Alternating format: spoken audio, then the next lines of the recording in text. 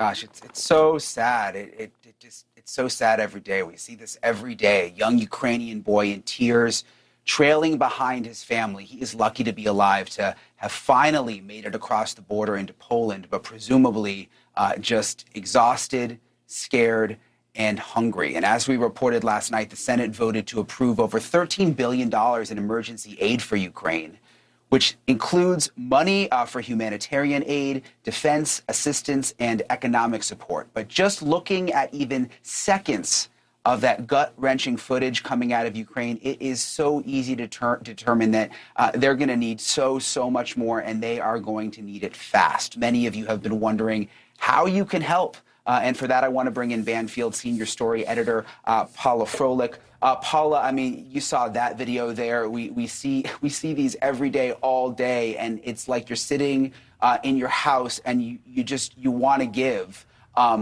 What can we do? What's the most important thing for us to do? Honestly, Brian, it's so heartbreaking. I don't even know what to say about it, except for everyone is saying, open your wallet and donate. Cash is king.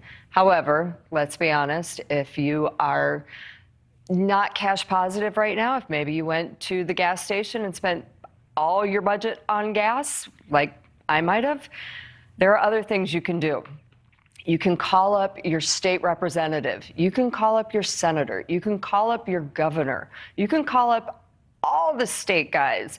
I mean, this is what they're there for. This is their job, to listen to you. And you can say, you know what? I support Ukraine, and so should you. Also, the other idea is you can donate your time.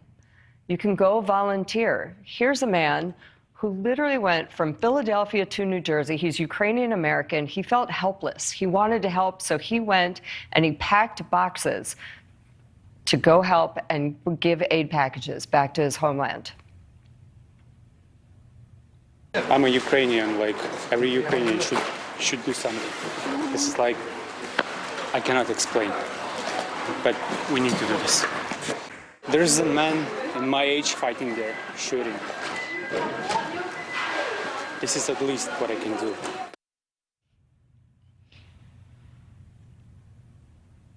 Yeah, I mean, he shows us, Paula, that even if you don't have money to give, there are things you can do. I mean, look at him working in the warehouse, and you mentioned it. Call your congressman, call your congresswoman if you're concerned and you want to see the U.S. doing more. Another thing I want to bring up, though, because I see this every day on Facebook, and then I even get emails, all sorts of asks to donate to different causes that have to do with Ukraine. How do we know what is legitimate and what is a scam?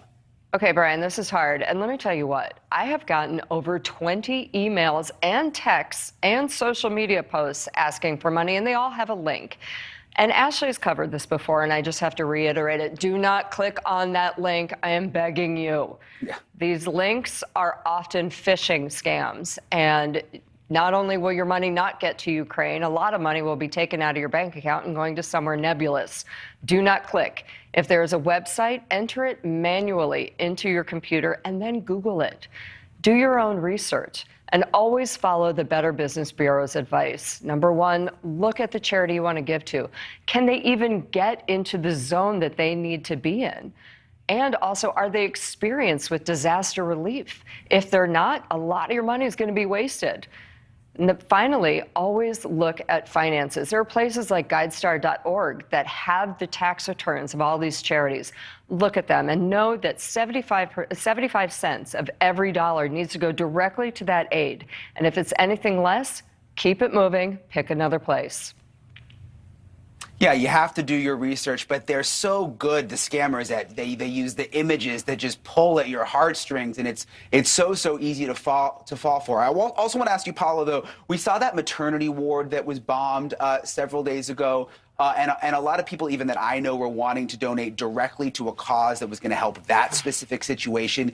Is it better to sort of seek out a specific sort of angle and donate to that, or are some of these more broader organizations a safer bet?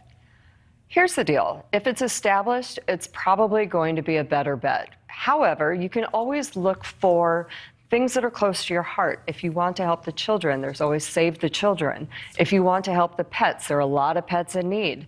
You can always go to a good organization that helps with pets. You know, there's always something that will go to your needs. Just please check them out first.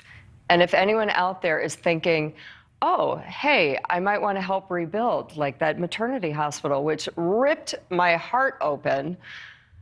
Listen, the time is unfortunately not now. The bombs are still dropping, and they're saying that Putin might double down, which means even more horrific devastation.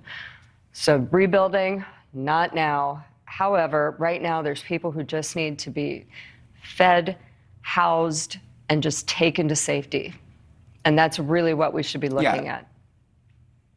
Makes perfect sense. You got to do your research first. Thanks for breaking it down for us, Paula. Absolutely. Anytime. Thank you for watching. Click the red subscribe button below so you can get more of NewsNation's fact-driven, unbiased coverage.